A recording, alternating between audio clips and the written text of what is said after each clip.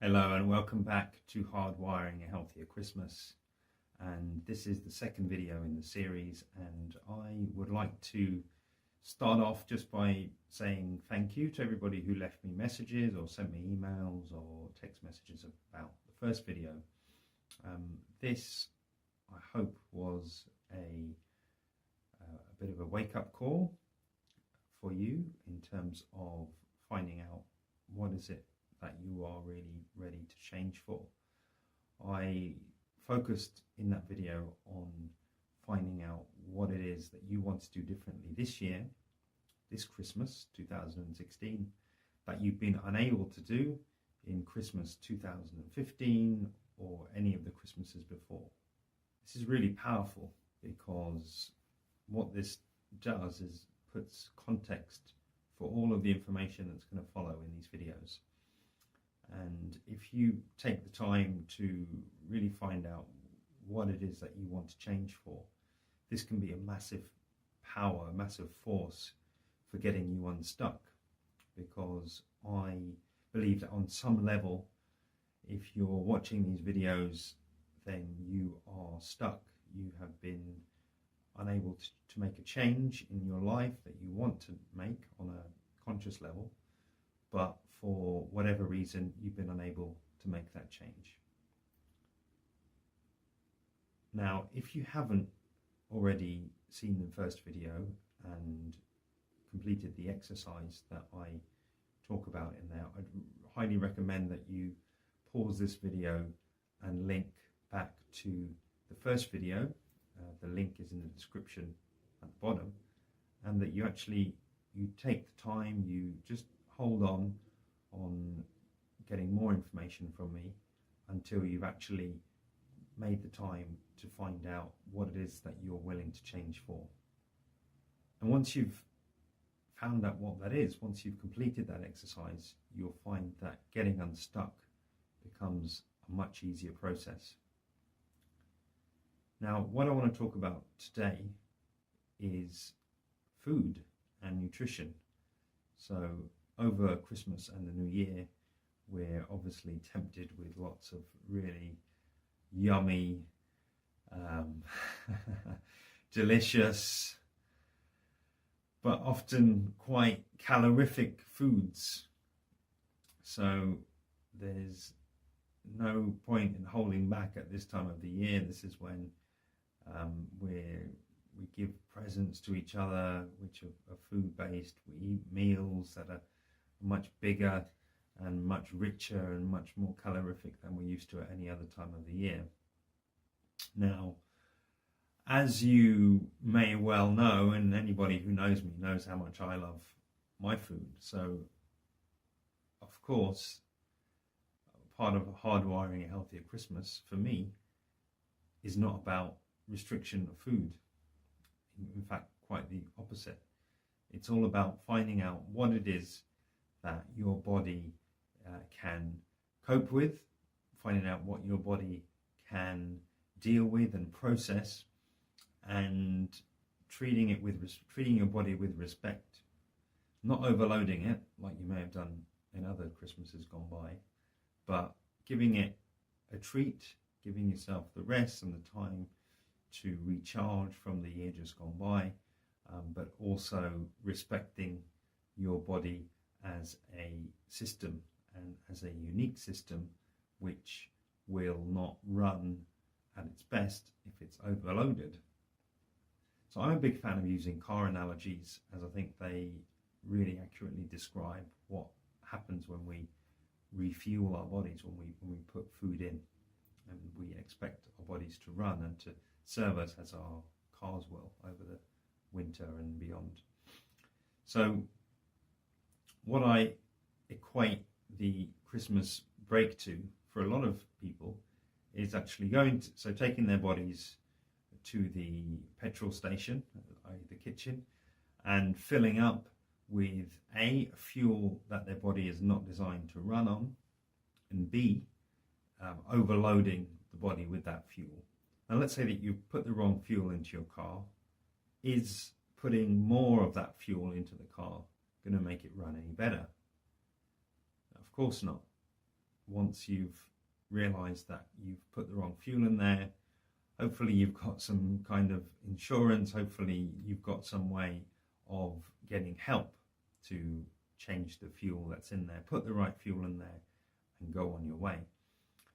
Now for me, this is a really great metaphor for what happens over Christmas. So often people are putting the wrong fuel into their body and putting excessive amounts of it in there and wondering why when January comes they've gained weight, they feel stressed and their body is not running as it should be. Now on my website I have a questionnaire which can help you identify what fuel that your body is designed to run on. Now in short, there are 3 different metabolic types. There is a protein type, there is a carbohydrate type, and there is a mixed type. And everybody has one of these types.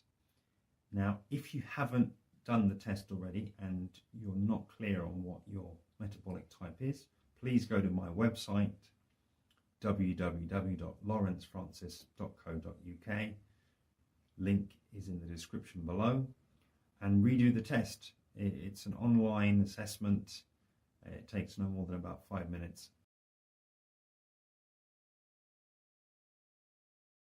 I'm going to just take a couple of minutes to give you a really useful definition of what constitutes a fat, what constitutes a carbohydrate, and what constitutes a protein. Now, a protein is something which is essentially an animal or an animal product. So you can also think of this as something which either had a pair of eyes or came from something with a pair of eyes. And this, by definition, includes birds, fish, animals of all description. And their meat or their flesh is going to be primarily protein. So what is also highly protein based is the products of those animals. So if we think about eggs, if we think about milk, if we think about caviar, these things all come from something with a pair of eyes, and so they are going to be highly protein based. The next is the fats. So if you think about taking a walk around your local supermarket, you will know that there is an aisle where all of the fats live. So that's where you'll encounter your sunflower oil, your olive oil, all those oils that are in bottles and are liquid at room temperature. Fats also live in the fridge as well. So if you think about the area where you might encounter the butter or the lard or the dripping, or especially at this time of year, the goose fat. Now these are typically going to be hard at room temperature. Also included in the hard at room temperature group are things like coconut oil and palm oil. Now it might surprise you, but everything else that's not mentioned in either the animals eyes group or the fat group is actually a carbohydrate. And we typically only think of carbohydrates as being bread or rice, and the fact is that the carbohydrate group is actually much bigger than we might initially think. So everything else, so wine, chocolate, vegetables, fruit, breakfast cereals, anything grain based, these things are all going to be largely carbohydrate. Now this is a very simple definition.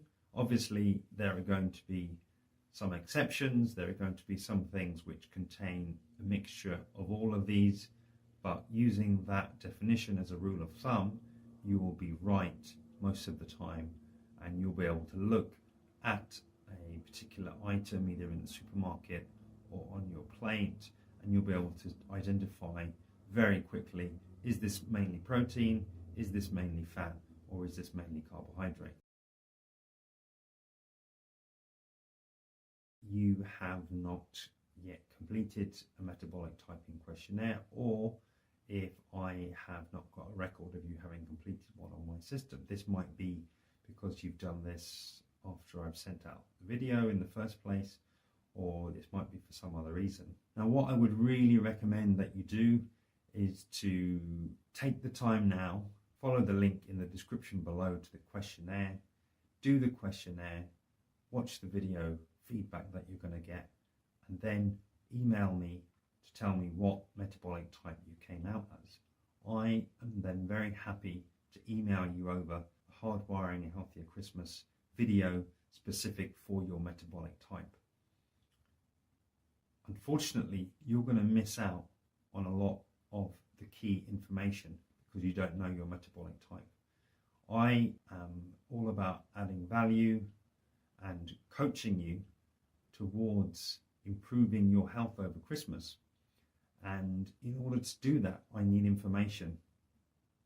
I am not prepared to talk generically and give you tips and advice that are not relevant. So I'm missing information from you. I need to know your metabolic type, and once I know that, I'm able to then send you out the appropriate video that's really going to help you over the coming Christmas season.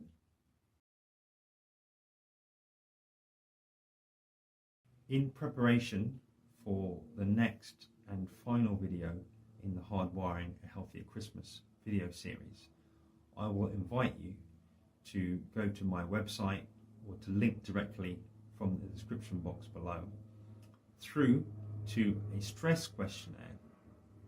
Now, what this is going to do is tell you whether you are either highly stressed, moderately stressed, or low stressed.